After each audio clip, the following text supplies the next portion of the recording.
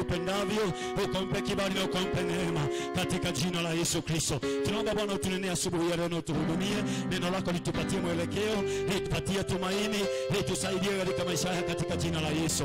Asante kwa sababu ya wale wote wanatutazama, tuunganishe pamoja, utubariki na utuinue, na ni katika jina kusafi la Yesu tunaomba haya yote na kuamini. Amen. Ninaomba unisaidie tuweze kuweka mikono yetu pamoja tunapomkaribisha mtumishi wa Mungu za kutuletea neno katika jina la Yesu. Karibu sana senior pastor, in the name of Jesus.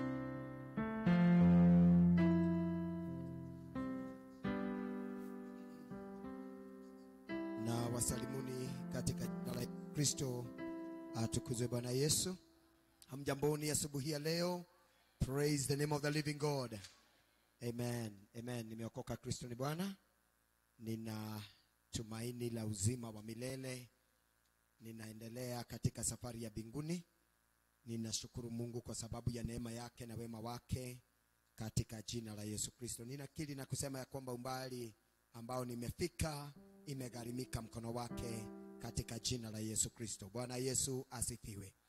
Amen. Na wakaribisheni sana katika ibada yetu ya siku ya leo, ambayo ni ibada ya Jumapili ya kwanza ya mwezi wa pili mwaka wa 2022.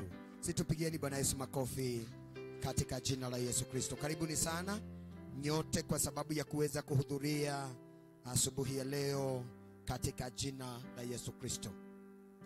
Asubuhi ya leo ni shukrani kwa Mungu kwa sababu ya neema yake, kwa sababu ya kuweza kunileta, kwa sababu ya kuweza kukuleta katika mlima wake ambao ni mlima mtakatifu, mahala ambapo ni pazuri sana katika jina la Yesu Kristo. Bwana Yesu asifiwe. Anajua ya kwamba Mungu ana kusudi jema kwa sababu yako, kwa sababu yangu. Amepanga mazuri sana kwa sababu yetu, in the mighty name of Jesus Christ. Bwana Yesu asifiwe. So karibuni sana tunapoendelea katika ujumbe wa wiki hii ambao ni wa Jumapili hii katika jina la Yesu Kristo. Ndio nakaribia katika ukingo wa matayarisho ya mambo ambayo tuko nayo, aligning ourselves in readiness for the great blessings of our Lord, ya kwamba kujiweka tayari kwa sababu ya baraka nyingi ambazo Mungu ametupangia katika maisha yetu katika jina la Yesu Kristo. Bwana Yesu asifiwe. Hata zaidi ya hapo, ninapoendelea katika mambo haya ambayo yako mbele zetu, ya kwamba kuna mambo ambayo yanaweza kuzuia, hata kama Mungu amepanga baraka nyingi katika maisha yako, kuna mambo mengi ambayo yanaweza kuzuia. Bwana Yesu asifiwe. Praise the name of the living God.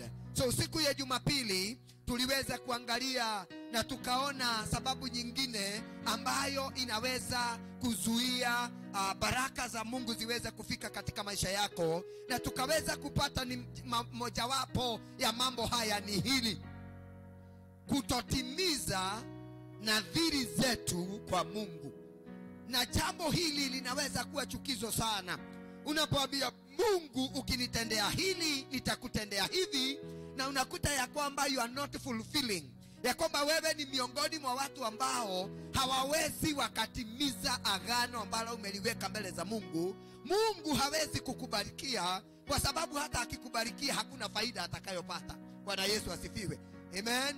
Hivyo tuwe watu ambao watakao kuwa wanatimiza nadhiri. Wewe raka ikedo, hakikisha ate ni ugeke hingagia anigetha irathimo cia Ngai cikoragwo ire hamwe nawe thiini wa ritwa rĩa Yesu. Atukuzwe Bwana Yesu. Siku ya leo nataka tuingie katika jambo lingine, na sasa ninakuja katika ukingoni karibu sana na kumalizia, kwa sababu sitaki niendelee katika miezi mingine kuhusu fundisho hili. Ninataka nibadilishe niende kwa zingine. Lakini pamoja na hivyo, ninaamini ya kwamba katika mambo ambayo Mungu ametunyoshea vidole, katika mambo ambayo Mungu ametuelekeza, tutajaribu na kumuomba hata tuweze kutufunulia siri zingine za mambo mengine mengi ambayo yanaweza kuzuia baraka ziweze kufika katika maisha yetu. Atukuzwe Bwana Yesu. Ili zote tuziweke kando, kutoka hapo tuweze kugojea, tuseme sasa ni hakwa na haku, tueterere Ngai nigetha tukinyirie kirathimo katika jina la Yesu Kristo. Atukuzwe Bwana Yesu. So nataka tuangalie katika jambo lingine leo Na nitalisema hivi kwa lugha ya Kiingereza, it is not being persistent. Not being persistent. Ni katika ile hali ya kukosa kufuatiliza katika jambo, kuaga kuthikata. Bwana Yesu asifiwe. Hii ni kitu ambacho pia kinaweza zuia baraka kwetu, ya kwamba unaweza omba jambo na Mungu anaweza kukuahidia jambo, lakini wewe ukose kulifuatiliza, wage kukinyanelia, wage kuthikata uhoro ucio.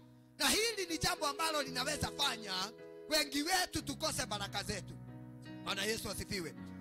Katika definition ama katika maelezo ya persistency, yani kuwa katika ile hali ya kufuatilia, wanasema it is continuing to do something even if it is difficult or other people are against it. It is continuing to do something even if it is difficult or other people are against it. Ni katika hali ya kuendelea kufanya jambo moja, unalifanya mara nyingi, hata kama katika kulifanya kuna ugumu, kuna uchungu, kuna hali ya ungumu sana, ama hata kama watu wale wengine hawako upande wako katika hali ile ya kufuatilia. Atukuzwe Bwana Yesu. Kwa sababu anapozungumza hili ni kuonyesha ya kwamba ni jambo ambalo unastahili kulifanya. Uko katika jambo hilo na haubadiliki. Bwana Yesu asifiwe. Hata kama kuko kugumu namna gani, Mungu haelewi majira. Yaani wakati anapotaka kukubarikia hataki kujua ni wakati gani. Bwana Yesu asifiwe. Wakati mwingine tunaweza angalia katika macho yetu, tuone ya kwamba baraka hii hata kama ni Mungu ameahidi, ndarora na maitho maya ndirona ta kungihotekeka. Mwathani arogocwo. Lakini tunapokuwa persistent, tunapofuatiliza jambo hili, ni kusema ya kwamba hata kama Ngai akwereire mbura, tunaweza sema kwa mfano Mungu amekuahidia ya kwamba atanyesha mvua, lakini meteorological department, atuwalia metago athimia rĩera, wale ambao huwa wanatazama hali ya anga na kutoa maneno yao ya kwamba kesho itakuwa hivi, baada ya miezi miwili kutakuwa hivi, waanza kusema ya kwamba hakuna mvua. Lakini wewe kwa sababu Mungu alikuahidi na umekuwa ukiomba mvua, unasema hata kama wanasema kesho hakuna mvua, Kainia jereire kwena mbura. Kwa hivyo wewe unaendelea kutazama bila kusikiliza wale wengine wanavyosema. Atukuzwe Bwana Yesu. Hii ndio inayoitwa persistence. Hata kama watu wale wengine wanapinga, hata kama hali haioneshani kana kwamba inawezekana, wewe unasimama katika msimamo ule na kusema yote yanawezekana kwa sababu ni Mungu ambaye ameniahidi. Atukuzwe Bwana Yesu. That is persistence. Na hapo ndipo tunastahili kila mmoja kudumu na kukaa katika hali hiyo ya kung'ang'ana katika kufuatiliza lile ambalo Mungu ametuahidi. Atukuzwe Bwana Yesu. Juzi tumepatana na watu kadhaa, na katika branchi yetu moja katika parish yetu wakatuahidi vitu kadhaa. Lakini watu hawa wakatuambia hivi, lakini ni kwenu muweze kufuatilia ili hicho ambacho umeambiwa kiweze kuja kwako. Bwana Yesu asifiwe. Ili uweze kupokea lazima ukubali kufuatilia. Mwathani arogocwo. Na katika jambo hili angĩkorwo watu othe nĩ maratwĩra nigetha mwamũkĩre no nginya mwandĩke marũa, no nginya mũikare mũgĩceragĩra mawabici maitũ biũ, Ngai ũrĩa ũtũraga muoyo na akebataraga maũndũ mahana atĩa. Atukuzwe Bwana Yesu. Ili tuweze kupokea chochote ambacho ametuahidia na baraka zake, lazima tuwe watu ambao hawalali. Lazima tuwe watu ambao hawaja zoea tuwe watu ambao hawatatosheka na kile kidogo ambacho uko nacho. Uendelee kusonga mbele katika kumsihi Mungu na katika maombi, katika jina la Yesu. Atukuzwe Bwana Yesu. Tuone neno la Mungu sasa katika kitabu cha Luka mlango wake wa 18, tuanzia aya yake ya kwanza mpaka aya yake ya 8. Tutasoma sehemu mrefu kidogo huku tukitazama neno hili katika jina la Yesu Kristo. Maandiko yanasema hivi, Luka mlango wake wa 18, tuangalie aya yake ya kwanza, tuteremke kidogo katika jina la Yesu. Maandiko yanasema hivi: And he spoke a parable to them, that men should always pray and not lose heart. He said, in a certain city there was a judge who did not fear God, nor respect him, nor respect man. Now there was a widow in that city, and she came to him, saying, Give me justice against my adversary. But he would not for a while.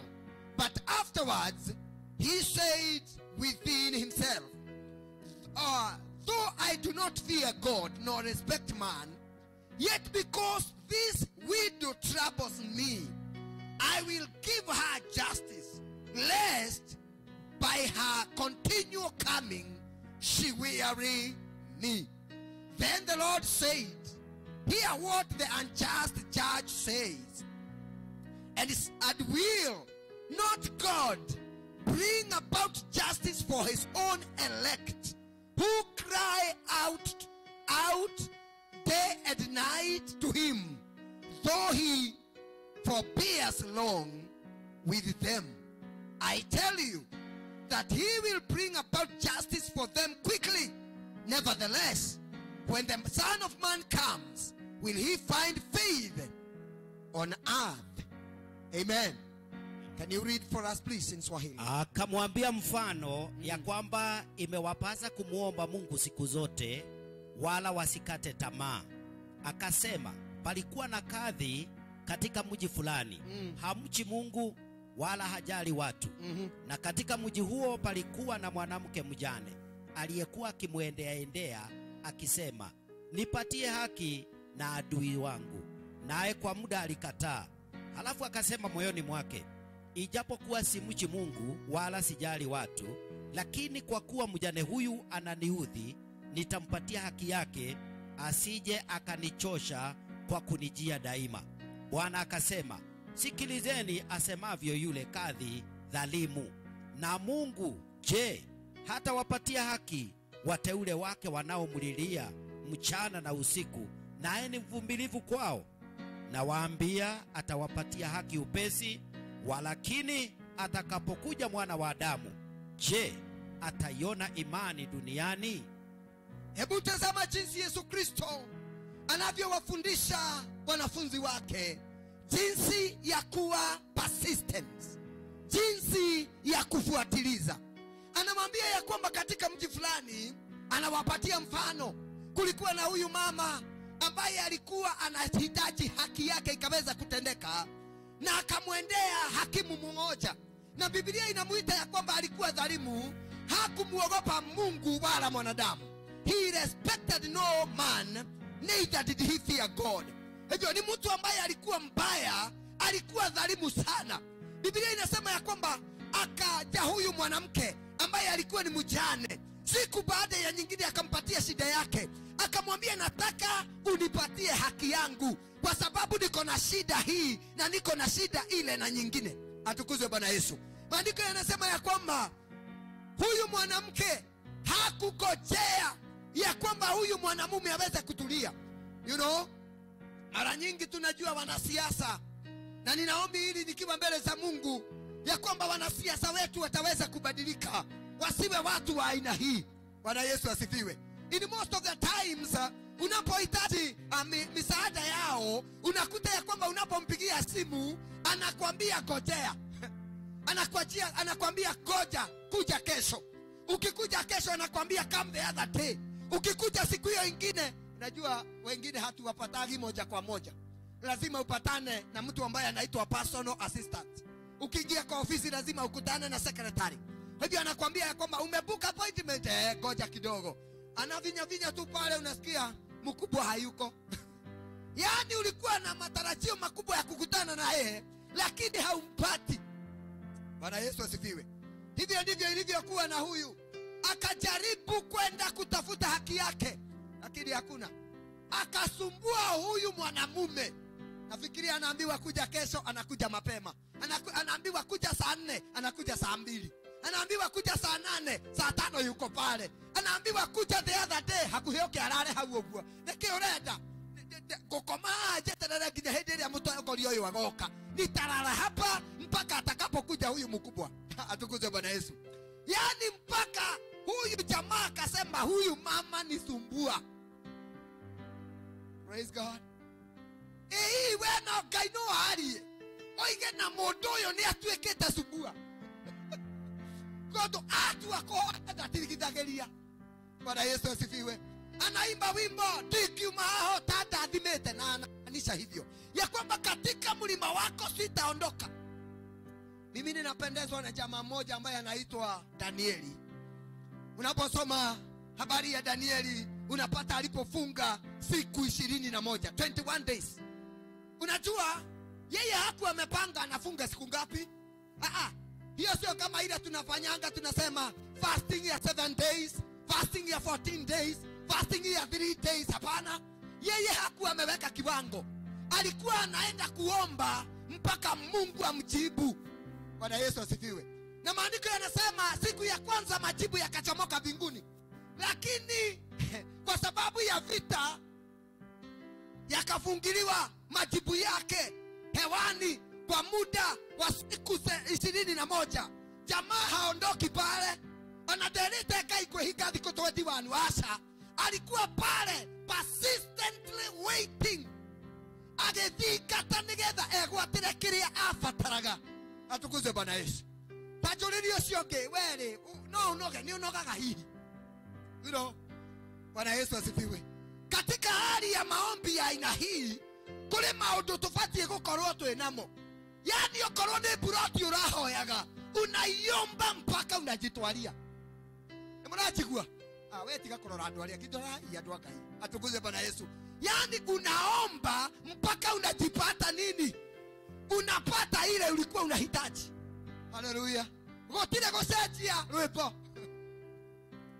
Unajua katika watu wa dunia tuna kamtindo haka. Wimbo ukikaa sana tunabadilisha tune. Wimbo ni ule ule lakini enyo basi adole siothe kameme tuona higa. Yani wimbo ukikaa sana unakuta sasa tumeubadilisha, tumeangalia kwingine. Enyo basi adole. Yani hata heri maombi yako uyabadilishe tune. Oinageta lelo ipo eukaidera buroti adire kedo kegedera noke ukai wa matwine. Heri ubadilishe sauti, ubadilishe tune, lakini uendelee kuwa persistent katika kile unachohitaji. Adoya ni mnachigua. Atukuzwe Bwana Yesu. Ninasema katika hali ya kutafuta, katika hali ya kile unaomba, tiga kugari wonane gwathoka ndiregereire mboco na gotire kendo turagethire. Hapana, katika hali ya kungojea Mungu usibadilishe. Ngai witu ti Ngai wa mboco, Ngai witu ti wa Ngai wa hende ya mbura, Ngai witu ti wa hende ria warorwo ni ciana ciaku, Ngai ni wa all seasons. Atukuzwe Bwana Yesu. Ana uwezo wa kukubarikia anytime. Noni arafatara mundu uramuthumbura. Bwana Yesu asifiwe. Nimekumbuka kule kwetu mahala ambapo nimezaliwa, hata kama kuna barabara, kuna tujia tuingine tulikuwa tunatengeneza twa mkato. Ukitaka kwenda kwa neighbor haukuwa unazunguka, si lazima uzunguke kwa gate. Uzunguke uende uingilie kwa gate ya kwake. Kuna kajia kamkato tulikuwa tunatengeneza hapa katikati. Ati urogagira rogirine tondu ni kwa nyina wangania na ndangikuria. Na tondu ni kuo hoyaga cumbe, kuu ni kuo hoyaga mwaki wa hora, kuu ni kuo mwiraga gakima gakwa gatina mata. We wena kama tuko, you know. Sasa unatengeneza kabarabara hapa katikati. Bwana Yesu asifiwe. No kirora gacira kau gakoragwo komete tondu ni kageragwo maita maige. Tajorerio cio ngigacira gaku gagwetia kiria urenda kwa Ngai ri ni komete kana ni ka ona ni kariganire. Bwana Yesu asifiwe. Ndirauga gacira gaguthie gwetia kindu kwa Ngai. Praise the Lord. Kama ya kwa neighbor imekauka na wewe unaenda kuomba chumvi na kasukari na unakutana pale mnaanza kuongea maneno, na je, njia ya kwa Mungu unapoitisha maneno yako na haki yako? Yule ndio sio kigaciraga kwa Ngai ni komo. Bwana Yesu asifiwe. Karaba tarago kinyako kinyakoma garewega. Kinyakai ari gucokeria ihoya riaku. Theine bare tore Yesu. Atukuze Bwana Yesu. Huyu mama akakanyanga barabara ginya hakuhe. Huyu jamaa akipita tu namna hii akaga maikinya rere ndare menya. Bwana asifiwe. Ile kole modo ni tondu wa kumumenya muno ginya ni umenyaga uria kinyaga thi. Ginya kiara giake kire. Kule kwetu hatukuwa na viatu wakati ule, tulikuwa tunaenda shuleni kwa miguu tupu. Na mara nyingi unatukuta tu hata slippers hatuna. Kwa hiyo ulikuwa unajua hata kidole ukarora kinyakeu kiarake ukinene ni kenyina wangania. Yani unaelewa wana ikinya leo ukamenya leo ni God hule. Bwana Yesu asifiwe. Yani wacha ijulikane katika hali yako ya kutafuta haki yako kwa Mungu, kwa sababu yeye sio dhalimu. Nigetha kirathimo kiria kuigeire na kiria kwirire gitikae kodile gioke thiini wa ritwa ria Jesu. Atukuze Bwana Yesu. Akenekiraga ni tondu werire Ngai ndirenda ngari, no akinya gatagati ukaigua buroti maguta gatagati-ini ka mutaita na njogo wenda kuona thiere seti ukagaruru ya bao riu kaidi kwenda buroti maguta na mutaita na no kwanyu. Bwana Yesu asifiwe. Yani unachanganya hata kwingine, unafanya Mungu achanganyikiwe. Waikara nike unaona watoto wamesoma, ukajeria leo ona Ngai ndikwenda buroti ndenda uhe school fees ya kuthomithia ciana. Kutoka hapo unaona kapikipiki kingine kamechomoka kana kaa vizuri, mtu akikalia namna hii unaona kama ako mbinguni. Yani ni wana school fees leo nikirenda pikipiki. Yani karibu Mungu achanganyikiwe. Mtu unikiendaga. Bwana Yesu asifiwe. Tujirire ucio kihinya kimwe. Na wewe watira ndukaiganire hau uthie na kingi thiini wa ritwa ria Jesu. Agiginyani ni megwatagira kiria mafataraga katika jina la Yesu Kristo. Hatuhitaji kupumua. Ngai ndukarekererie Ngai ahuruke.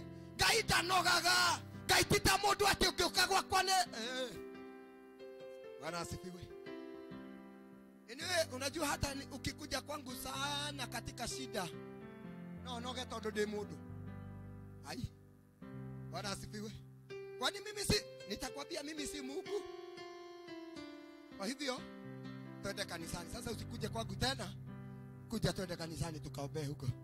Kwa sababu nenda kuonia njira yako ndiaga kwikai. Umenisumbua leo, umenisumbua kesho, mwaka ujao, siku baada ya nyingine sipumui. Hata mimi naweza choka, lakini nafurahishwa na Mungu tunayeabudu, Mungu tunayetumainia, Mungu aliye nguvu zetu. Ucio tita mundu ati no anoge. Atukuze Bwana Yesu. Wathie gwake ndakanoga.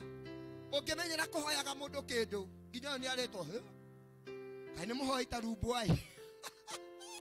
Ndaigua gukirwo ni muhoi tarumbu asijui kwa nini. Yani huyu amekuwa ni kuomba kila wakati. Kai wewe gutari hindi akoragwo na kindu akiheage. Yani watu wanaweza kucomplain, lakini tunapoenda kwa persistence kwa Mungu, kwa hakika na hakikisha ametupatia. Atukuzwe Bwana Yesu.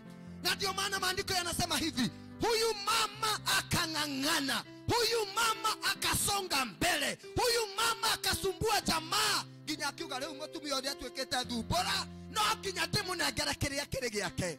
Atukuzwe Bwana Yesu.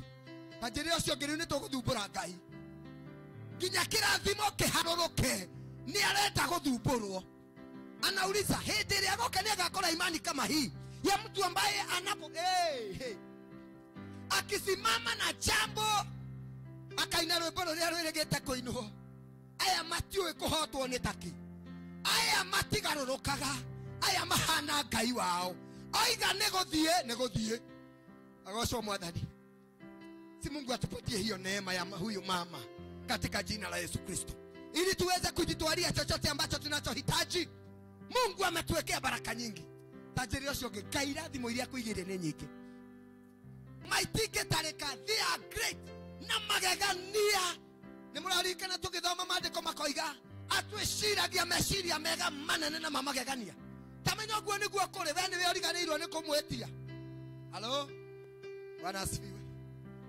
Juzi nimetazama runinga nikapata ripoti ambayo ilikuwa imetoka kwa idara moja ya kiserikali ambayo inazungumza kuhusu, inaitwa unclaimed, is it? Yes. Assets, unclaimed assets. Yani ni mtu wako pale. Hata mimi nimekumbuka kuna kabank moja nilikuwa nimefungua na nikawithdraw some money. Sijui kama nilibakisha, lakini niliona nimeandikiwa ka message hapa, akaunti yako kwa bank fulani imekuwa na tupesa na tutaifunga, na ile mali iko hapo kama hautakuja tutaipeana kwa unclaimed assets. Sijui hiyo ni idara gani inapeanwa. Eke modo ni akuire gutiamenya kire ni ale na tupesa. Na by the way ni wega muno kwaragia. Bwana Yesu asifiwe. We tutikage gukua na indo ciaku iheanagwo na goko guo itimenyekanaga ni ciare ciao. Ni wega ugikua gutire mundu urakua narua, lakini hakikisha ya kwamba utasema. Bwana Yesu asifiwe. Ugakiugaga na hana wanyona nikoragwo kamurigo nawe wakirwo go ndukakenjerie kumwira aigua tohotire tutige kumukura. Ngojea mpaka wakati wake umachue vizuri. Bwana Yesu asifiwe. Sasa hata katika mbinguni kuna idara hiyo. Mungu alikuwa amekuwekea gari, ulikuwa umeomba no gatagataini ukiriganirwo ni gari wendaga, ugetukanirwo ukiriganirwo ni uria woi gari wekego ino yale yao yale ang'ania no ni ariganirwo kihoya baithikiri. Inarudishwa, yani imetoka gari tayari iko ndani, inawekwa kando. Sasa inakuwa unclaimed. Kwa sababu yani kuna baraka ya watoto wako kusoma mpaka university. Ulipokuwa unawaombea na kufunga, hiyo milango ikafunguliwa ikawekwa tayari. Ugekinya na hau uguo keigwa ona anga nikore na TTI rahingurwo na haetagwo polytechnic. Leo ukiuga akana kuu no kwega. Yani milango inabakia imefunguliwa. Lakini ni kwa sababu wewe you are not claiming what belongs to you. Hauendei kile ambacho ni chako, umesahau. Bwana asifiwe. Tajuririo cio githike ukoretwo kihoya. Tamojorerie nike wana hoya gacoko kauga ndona ngai totana iguai. Riu reke ona korwo toke uokehere hege kekeke. Yani mpaka una oheaga ngai kinya substitution. Ngai kwetaga thimu eno no tondu ndona ni waikara muno kiheka babe. Bora chiguage no namuhoeta githibu kiega. Iru atukuze Bwana Yesu. Lazima tukubali kuendelea katika persistency. Nigetha kirathimo gitu Ngai atunengere. And he is very ready, more than ready to give you. Eharirie na njira nene gukunengera kirathimo giaku. Halo? Ni atoiga na nginya hamwe nimekwenda kuhonoka giki. Niende hau direnda kuhonoka giki gia kwamukira. Ni wangapi wanasema niko hapo? Ninataka kupokea hizo baraka ambazo zimewekwa. Amen. Lazima uwe persistent. Lazima ukubali kusonga mbele katika jina la Yesu Kristo. Amen. Tuangalie lingine moja tumalizie. Kwenye kitabu cha 2 Kings chapter 2 and verse 1 verse 1. 2 Kings chapter 2 and verse 1. Unaweza kusoma kutoka hapo. Mimi nitakuruhusu usome mlango wote wa chapter 2 katika 2 Kings. Maandiko yanasema hivi. Wafalme ni wa pili, Adhamaki wa kere, igere kuanzia 1 uteremke hapo kidogo. Maandiko yanasema, now it came to pass when the Lord would take up Elijah into heaven by a whirlwind, that Elijah went with Elisha from Gilgal. And Elijah said to Elisha, please wait here, for the Lord has sent me to Bethel. And Elisha said to him, as the Lord lives, and as your soul lives, I will not leave you. So they went down to Bethel. Verse 4, then Elijah said to Elisha, please wait here, for the Lord has sent me to Jericho. And he said, as the Lord lives, and as your soul lives, I will not leave you. So they came to Jericho. Verse 6. Then Elijah said to him, please wait here, for the Lord has sent me to Jordan. And he said, as the Lord lives, and as your soul lives, I will not leave you. And the two went on. Verse 9. Now it came to pass, when they had gone over, that Elijah said to Elisha, ask what I will do for you before I am taken away from you. And Elisha said, please let me have a double portion of your spirit be on me. And he said, you have asked a hard thing. Nevertheless, if you see me when I'm taken off from you, it will be so for you. But if not, it will not be so. Now when it came to pass, as they continued and talked, and behold, there appeared a chariot of fire and horses of fire, and separated the two of them. And Elijah went up by a whirlwind into heaven. And Elisha saw it and cried out, my father, the chariot of Israel and its horsemen. And he saw him no more. Then he took hold of his own clothes and tore them into two pieces. He took up also the mantle of Elijah that fell from him, and returned and stood by the bank of Jordan. And he took the mantle of Elijah and fell it and struck the waters. And he said, where is the Lord God of Elijah? And when he had smitten the waters, they divided here and there, and Elisha went over. Let me not read from your version. Wacha nisome niendelee tu kwa sababu ya muda. Atukuzwe Bwana Yesu. Habari hii tunaielewa vizuri, ya watu wawili ambao ni Elijah na Elisha. Elijah ndiye aliyekuwa nabii, naye Elisha alikuwa msaidizi wake.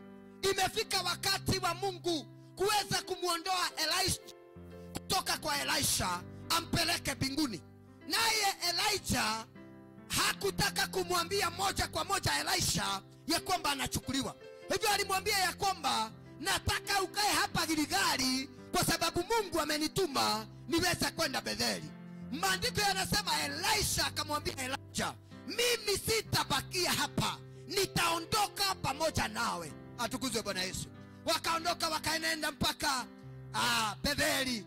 Wakifika Betheli, Elijah akamwambia Mungu amenituma niweze kwenda Jericho. Naye akasema kaa hapa. Akamwambia hapana, nitatembea pamoja nawe mpaka Jericho.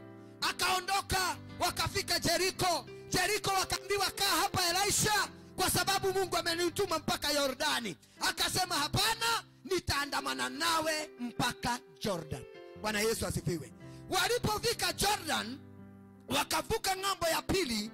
Maandiko yanasema ya kwamba Elijah akamwambia Elisha, sasa umefika wakati wangu wa kuondoka. Ni nini ungetaka kutoka kwangu? Akamwambia nataka double portion of your power. Nataka anointing mara mbili. Nataka nguvu zako ambazo nimesiona ukifanya mambo katika ndani yake. Bwana asifiwe. Ujue Elijah alitenda miujiza sana kupitia kwa Mungu. Elisha alikuwa anaona kwa macho. Akamwambia ndio, ninataka kupata double portions of your power kutoka kwako. Akamwambia umeitisha jambo ngumu, lakini kama utaniona nikienenda basi utajitwalia. Atukuze Bwana Yesu.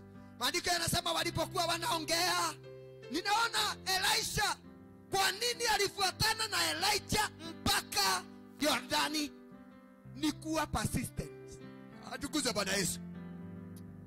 Kama ningekuwa na muda, tungeangalia kilomita ambazo walikuwa wametembea kutoka Gilgali mpaka katika mto wa Yordani. Walikimbia, walienda kwa kilomita nyingi kwa miguu. Bwana Yesu asifiwe. Eniwe moto ni athiaga akanoga, na tondu mwathi wakwa rake ahari togo geikara rĩu macio make ngetigane namo. Bwana Yesu asifiwe. Lakini being persistent, kwa sababu ya kuendeleza na kufuatilia kile alikuwa anatamani. Biblia inasema alipokuwa wanaongea, Elijah akashukuliwa juu, akabebwa na farasi wa moto, akabebwa na gari la farasi la moto, huku akienda. Na maandiko yanasema huyu akalia akasema, baba, vazi likaanguka kutoka kwa Elijah, likaanguka chini. Elisha akararua mavazi yake, akachukua lile vazi, na mara nguvu zilizokuwa ndani ya Elijah zikaanguka katika Elisha mara mbili. Atukuzwe Bwana Yesu. Na ukisoma maandiko, soma historia ya Elisha, alifanya miujiza mingi kuliko Elijah. Na hata alipokuwa amekufa, mifupa yake Elisha iliweza kufufua mtu. Bwana Yesu asifiwe. Yani alipokea kwa sababu ya kutochoka. Ndio sio ketika kunogama. Tika kunoga. Titikana na kiura fatara. Kaini mwihoke kunwe gukuhe. Thĩinĩ wa rĩĩtwa rĩa Yesu. Atukuzwe Bwana Yesu. Agiginya nini megwatagira. Wale ambao wanaotafuta kwa nguvu wanapatana na kile wanachotamani katika jina la Yesu. Si Mungu akupatie neema ya kutochoka. Si Mungu akupatie neema ya kuendelea. Si Mungu akupatie neema ya kusonga kinya wego waterekere orenda. Tarekereria neema yo thĩinĩ wa rĩĩtwa rĩa Yesu. Nigetha kiu ukoretwo kihoya wa mukire, kiu ukoretwo githingata wa mukire, kiu ukoretwo gibatara wa mukire thĩinĩ wa rĩĩtwa rĩa Yesu. Haleluya. Mimi ninaona watu ambao wamebarikiwa hapa. Ninaona watu ambao maisha yao yamebadilika hapa kwa sababu ya kuomba bila kuchoka. Mungu atupatie hiyo neema. Simama kwa miguu yako tunapoomba. Wire kai wende twakuona. Thĩinĩ wa maandĩko wendwe yugithagia. Na ũrĩa ugaga nĩguo gwĩkĩkaga. Ĩrakai nĩ kwĩgwatĩra rĩu. Ucoke mwĩre kĩrĩa ũrenda kwĩgwatĩra. Usinyamaze mbele za Mungu, zungumza naye. Mwile giki nikio direda. Rugama mbele ya Ngai, please. Simama kwa miguu yako. May you stand on your feet, please.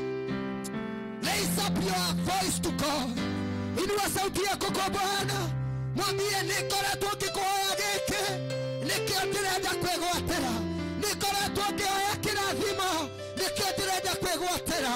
Nikoretwo ngĩhoya mũciĩ wakwa. Nikio direda kwĩgwatĩra. Ngoretwo ngĩhoya na kĩkũre mũthuri. Nĩguo ndĩrenda kwĩgwatĩra. Ngoretwo ngĩhoya ciana ciakwa ithame. Nikio ndĩrenda kwĩgwatĩra. Ngoretwo ngĩhoya biacara yakwa ĩthereme. Nikio ndĩrenda kwĩgwatĩra. Ngoretwo ngĩhoya kũhona. Nikio ndĩrenda kwĩgwatĩra. Rima shandara bobosi karabarima. Rina ya la ventere bakaro nosaya. Riproveria la inovasika yando. Ripara moyandiriri karayaso. In the mighty name of Jesus. In the mighty name of Jesus. In the mighty name of Jesus. In the mighty name of Jesus. Kwa imani tunajitwalia. Kwa imani tunang'ang'ana katika hali hiyo ya maombi. Totikumakai otari otatu nekera kito. In the mighty name of Jesus. Kwa imani tunajitwalia. Kwa imani tunapokea. Kwa imani tunapokea. Kwa imani ukapokea. Kwa imani pokea. Kwa imani pokea huo muujiza. Kwa imani Roho akakashukia kwa njia kubwa na ya ajabu. Jesus kakoria bazana la buzaya. Rima ya nara boria bokete kere bazoka. Rimayana Rabosaya Rabosha Mayanda.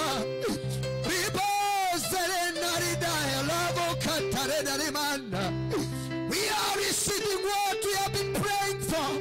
We are receiving by faith. In the mighty name of Jesus. Tunanena hiyo neema ikashuke kwa njia kubwa, tukapokee. Kuna huyo ambaye amekuwa akiomba gari, mbingu sasa ikaweza kuproduce katika jina la Yesu kwa imani. Huyo ambaye amekuwa akiomba favor ikaweza kumshukia katika jina la Yesu. Huyo ambaye amekuwa akiomba ploti ikaweza kushuka.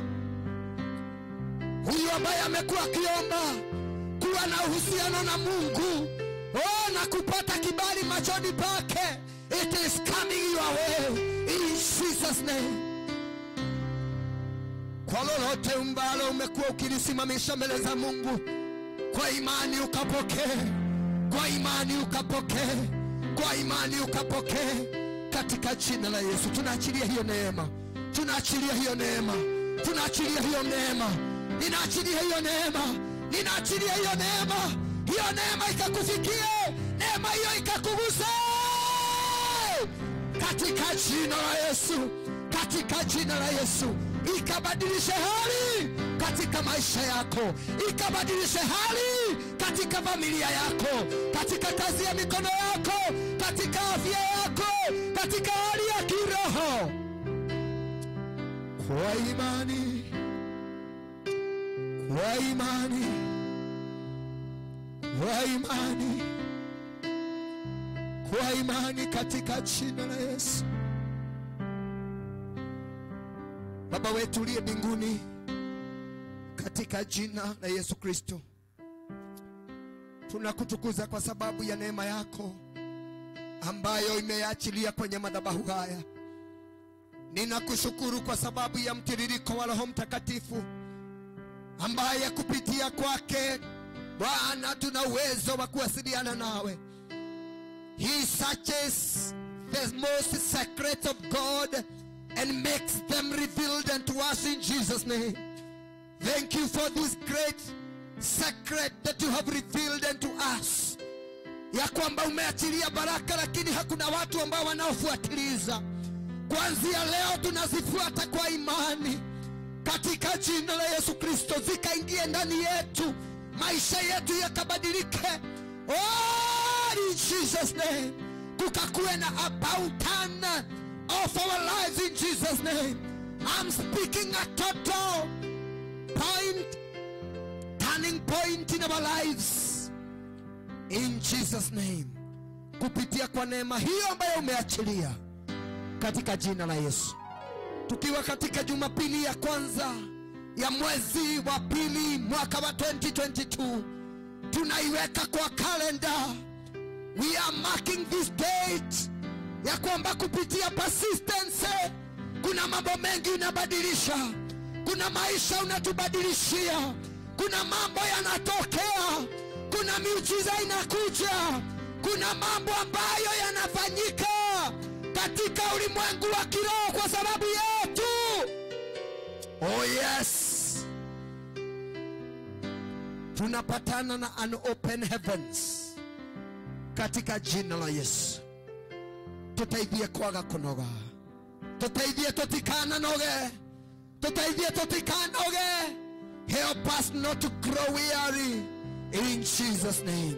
Ninamwombea mtazamaji wangu na msikizaji wangu, hata ambaye yuko mahala hapa, ninamuombea neema ya kutochoka, ninamuombea neema ya kuendelea, ninamuombea neema ya kusoga mbele katika jina la Yesu.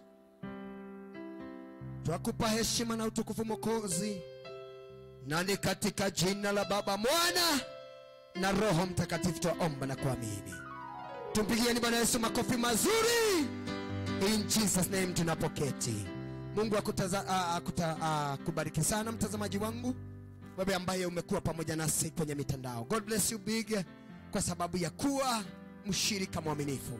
Neema ya Mungu ikakutoshe unapoendelea kufuatiliza, na neema ya Mungu ikusaidie katika jina la Yesu. Kama hujaokoka, rudi nyuma yangu kwa sababu Mungu hasaidii wale ambao ni wakaidi, anawasaidia wale wanaomngojea.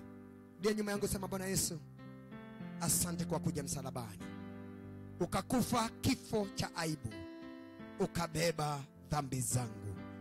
Kwa sababu ya hiyo sacrifice ninakupokea, ukadumu ndani yangu nipate uzima wa milele, katika jina la Yesu, amina. Mungu akubariki mpaka wakati mwingine tutakapopatana. Neema ya Mungu ikakutoshe katika jina la Yesu, and shalom.